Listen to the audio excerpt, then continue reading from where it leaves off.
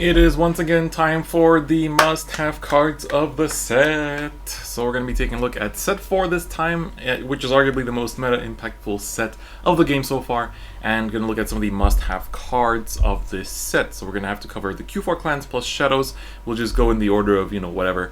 But the interesting thing here is that in the past, when I covered these must-have cards, I really looked at like the staples, the cards that will be used in certain decks for a very long time.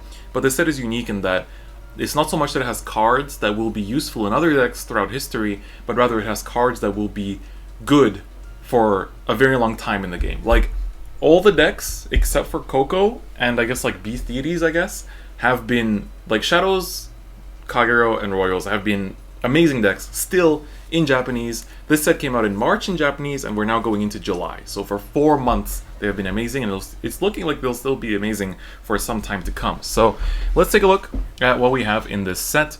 So, of course, Wingull Brave might be getting nerfed at any point in time. It's very hard to tell when that will actually be. But in terms of grade 1s, so basically as long as blasters stay good, cards like K and Bedivere will stay good as well. So, for example, will blasters get support in the future? Not really in Royals. Royal support will be, essentially, it's going to be Jewel Knights in Limit Break, and then it's going to be Seekers in Legion, and then it doesn't come back to blasters until when into G. Well into G. But when we get to G, cards like K and Bedivere will not be played anymore because there's better cards. Like the Liu Flogel engine and stuff like that. So these cards will be good as long as MLB is good, but as soon as MLB is gone, not good anymore. These we can kind of ignore, not really that kind of thing. Then Starkle and Bedivere. So again, Bedivere is blaster reliant, Starkle is reliant in terms of calling your blasters as well. So again, as long as MLB stays good, these cards will be good, but the moment MLB falls down, not so much.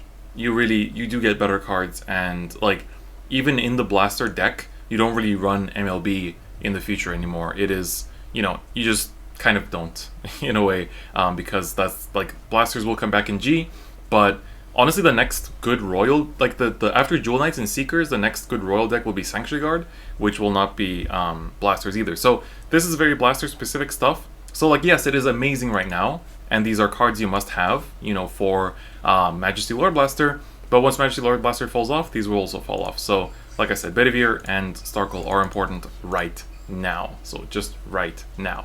So moving on, let's take a look at... Okay, here we see some more long-lasting cards. Of course, Majesty Lord Blaster, as I said, is arguably the best card in the game right now, but it will fall off eventually, / will get nerfed to the ground eventually, because of course a card staying good for too long isn't a very great thing for the game, and they probably will want it gone eventually. So Majesty Lord Blaster, like I said, is amazing, it's great, you face it in rank all the time, it's nothing new, I think, to most viewers. Cards like this, Marhouse, will be seeing use. They're like budget options to the 13k attackers, like how Palamedes, you have, and stuff like that. So Marhouse will see some use in the future, this not so much. So that kind of covers the Royal section. So there isn't really that much in terms of these like must-haves, but there will be some cards coming back depending on what the future has in store. Then witches will actually get some substantial support here and there. They will not be getting much support for a bit of time. They'll get a little bit here and there, but then they'll basically get support in G again, and then you'll see them coming back. Although Lala, I'm not so sure about that one, it's just a filter. This one though, the Omelette, will come back very soon when Battle Sisters come out. So this will be, like, I wouldn't say a staple, but a good 10k attacker for Battle Sisters. So just having the Battle Sister name is important, so definitely will come back solely for that. Then, let's see, here, Ryan, not really, the Bouncer, not really, so that is it for the grade 1s. Then for the grade 2s, we're looking at essentially more Battle Sisters, actually. And so, you're basically looking at the Glace, so she will be very essential for Battle Sisters when they come out. Not in set 5, but in set 6, so that should be in August. She doesn't really see too much use. She's just, a filter for Soulless, so, and that's about it. And then this, I mean, yeah, not really. Not really, let's put it that way. Then for grade 3s, Coco will actually see a bit of use, because right now she's not that good, but then there's the Cookie Coco deck that comes up later on in the future, which is actually a very nice deck. And then after that, Coco will be coming back with other witches in G as well, because witches get support in G with a really strong stride that deals the damage to your opponent in the main phase. And so with that, when we get to that, witches will be actually pretty decent, quite consistent. And so that the same goes for Nana. Not sure how good she will be at that time, because, you know, but I guess you have to cram your deck full of grade 3, so that will be good. However, Gentle Jim is actually a pretty interesting card. It's being used right now in Tsukuyomi, so it does see some use right now. This could come back, you know, cards like this that have like guaranteed on hits to like, you know, get rid of your excess soul and stuff like that. We'll probably see some use here and there also to just get that extra power, but can't say for sure right now because this was not an expected card to like come in to the game too much before. Now let's look at shadows immediately. So we've gone through, well, we're going through the United Sanctuary clans basically. The Blaster Dark, Blaster Javelin engine will of course be used for quite a while. Once Revengers come out though, they don't work together that well, so you're looking to basically drop that. And also when Spectral Dew comes in, some people drop the Blaster right chain for the Vortimer right chain, so that's another thing that it might not see too much use in the future. Aryan Rod as the filter card like Lian will come back for sure, especially if Raging Form doesn't say retire Revengers, then it will definitely be less xenophobic, but I have a feeling it might. So we'll see what that has in store for us. Nightmare Painter doesn't really come back at any point, I feel. So that's a bit unfortunate, but that's that. This card did see some success, just being able to give extra power. Of course, Blaster Dark we already talked about. Nemain will stay good for a long time. Nemain is hard to creep out. The only way that Nemain will leave is, again, if the Revenger support, so basically stuff like the Raging Form says retire Revengers, so retire 3 Revengers to ride from hand. In that case, Nemain will be dropped just to have more Revengers in the deck. But if it doesn't say Revengers, then you're going to use a lot of these amazing older cards like Nemain, as well as Cursed Lancer. Cursed Lancer, I think, will be a card that definitely will be coming up and down, and like we'll see some use here and there, simply because in Zero is guaranteed countercharge. And so I think for that reason alone, it's going to be seeing some use until a more consistent form of countercharge comes into the deck, which will happen eventually, but not for quite some time actually. Really not for quite some time. Maka, unfortunately, is a good card, but like you get mana in Limit Break with Revengers, which basically, like, mana just kind of out creeps Maka because she calls without Counterblast, and then you just retire it, so you don't have like any like demerits. So that's another thing.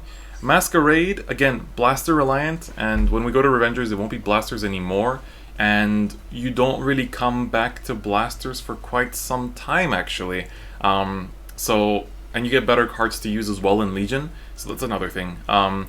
This Vaha never really comes up. You always, like, Shadows are always a pretty Counterblast heavy deck, and so you're using your Counterblast for something else all the time. The Phantom Blasters. So, as I said, like right now in Zero, they're amazing cards, but they will fall off as soon as we get to Revengers because they work completely differently. So, I think Revengers will be better. They probably will have their own, like, retire and stuff like that, you know, and, like, Raging Form will just be a very, very strong card and stuff like that. So I think it's going to be good for that. Dark Dictator I could see being used here and there. I remember when the Break Ride Mordred Phantom came out, people used it with Dark Dictator in the TCG because we didn't have Raging Form yet. So that was a pretty strong deck that could just like call out a bunch of stuff and then uses Soul Blast to power up your field and just like whack for numbers pretty consistently, simply because you rerode quite a lot in that deck. Babarkar I think will be good for quite some time. I think that again, depends if Revengers are xenophobic or not. If they're xenophobic, then you will maybe not use them as much, but if you need to fill in, like if you're missing literally 4 or any, like you need to fill in any amount of grade 3s and it's like not for an archetype, you'll always put in Babarkar. It's a free +1. It's a free +1. It is a good card. It's simply good. Simply good. Let's put it that way. So I think that kind of rounds it off for Shadows. So like this set is really weird because it's a lot of amazing cards, and the point of these, you know, must-have videos is to look at what will be good in the future. So that's, you know, one thing you have to keep in mind. Like, yes, Shadows, Phantom Blaster are amazing cards that you must have for Shadows right now, because that's an amazing deck that stays good for a very long time. Same goes for Majesty Lord Blaster as well. But it's like, will it be good for the entirety of, you know, the existence of Vanguard? No, it will fall off eventually. Looking at Cairo, again, the end is a must-have. You know, it is a must-have card. But we're looking at the supporting pieces. You know, what comes in that shines for later on. So Airmo will be used in the future. The End will come back as a card itself with Dauntless Drive Dragon, and so being able to cycle more with Airmo will be always good. Heat Nail will also be used a little bit here and there. Just having that kind of extra pop will be useful, so that much is certain. And then this card will come back like periodically. So Mahoraga, I forgot his name even, will actually be coming back a fair bit, because in the future of Vanguard, Kagero will get some builds that are very like explosively retire heavy. So like for example Blade Master and stuff like that will be more retire heavy in G, for example. But like this card will come back simply for those decks where you can retire a lot and just build huge boards and huge columns. So Mahoraga actually does see some play in the future. This Airmo, a little bit of use, but not so much. Does fall off actually. Then looking at grade 2s, Bellicosity we've already looked at. Striken is an interesting card. It's hard to say because it will depend on the meta. Part of the reason why Striken is used so much right now is to deny Majesty Lord Blaster's Winged Brave. And will it be used in the future? Like, the End is its best partner, to be honest. And like, it doesn't like. It will still be good, I think, to some extent, but it really depends on the meta. So it's hard to call it for now because we don't know how Game Studio will buff or nerf units. So that's another thing. Burning Horn will be used because we get a lot of Overlords throughout the history of Vanguard. So 12k attackers are always going to come back for archetypes that can be consistently remade. So, you know, we're going to get Overlord, let's say, what's the first one? Rebirth, I think, that we're going to get. Then there's going to be the Great. And then there's going to be the Cross. You know, the Ace, and then, like, the Ace is a Stride, of course, but, you know, like, there's going to be a lot of Overlords, the Legend, so a lot of Overlords coming in and out, and so this will see some use in the future as well. This card, not so much. Then, looking at the grade 3s, of course, the End is going to be 100% will be used in the future. It's going to be part of the Dauntless Drive Dragon, the End build, which is basically like a restand where you can, like, restand from the break right skill and then restand from the End skill, and so basically that's going to be really, really strong because you get to swing 3 times with Vanguard in a single turn, and that's going to be very good, especially because, you know, you can control when you restand with the End now in this game because it's always like guaranteed on hits. This, just like I mentioned with the Royal one, 12k attackers do see some use in the 0 context, so that's going to be a thing there. And so now finally we're at Novas. What do we get in Novas that will be used in the future? White Tiger as a starter might come up. I didn't talk about starters so far, but I just wanted to quickly mention that. This will not be used so much. Like, Beast Deities will be coming up, but we did not get the good Beast Deities in this set, so that's one thing. Rocket Hammerman, maybe. I saw people using it in this set, but I'm giving it a fat maybe. This Street Bouncer will come back in Legion when Risers get their second wave of support. You heard me right, Risers don't get support until Legion. When that happens, this will be very strong, but it will depend on how they print Cat Butler, because Cat Butler will be a very decisive card in how good that deck will be.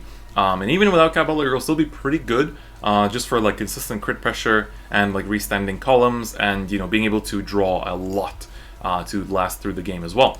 This card, despite being a Beast Deity, will not be really coming back. As soon as Ethics Buster Extreme and Ethics Buster Reverse come in, your grade 3 lineup is loaded with Ethics Buster. So that's already 12 of your Ethics Buster slots. Your last card will be probably like the Yamato no Drake, which like gets power when it's restood. So you won't be using Azeri Dragon. This card is very interesting because after Tejas left the fray after its nerf in the Japanese server, people started using Boomerang Thrower as the starter denial because this can attack in the back row when it's on the Vanguard circle. So literally, if your opponent calls their starter behind their Vanguard, this can pop it. So it's an interesting card. It takes up a few slots, but we saw some top players using it, and so I think it's worth mentioning just for that. And then, looking at the other grade 3s, Azeri Dragon, as I said, will be used for Illuminal Dragon, so all those Azeri Dragon supporting cards will be used for Illuminal, but the moment Ethics Buster comes out in Break Right format, gone. So Ethics Buster will be super good, very, very strong, but Azeri Dragon will be crept out eventually. Miss Splendor sees some use here and there. She might come in here and there when Novas are good, but like I said, Ethics Buster will have loaded grade 3 slots. When Galaxy Blockflicker comes out, Blaus will have already like 8 slots made up for their grade 3s, so a lot of archetypes will have a lot of good grade 3s, so it's going to be hard to fit in these grade 3s, and then Top Gun as well.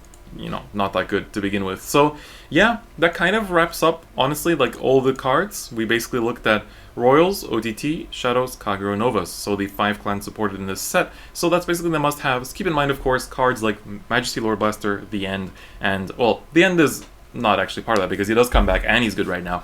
But like for Shadows, the Phantom Blaster, Light Up, as well as MLB, they are amazing right now, and those decks will be amazing for a very long time in Zero, but they don't have as much, like, when we get to new mechanics, those archetypes kind of get dropped. So that's one thing to keep in mind, but it depends on how they design cards in the future. So this set is very difficult to talk about what's going to be good in the future, but I hope I did a good enough job to explain that. Next video, of course, we'll be looking at the Set 5 set review, so you're going to see everything that's in Set 5. That'll be very exciting because there's a lot of cool new archetypes, new decks that come in, and new clans, of course, 4 new clans added to the game.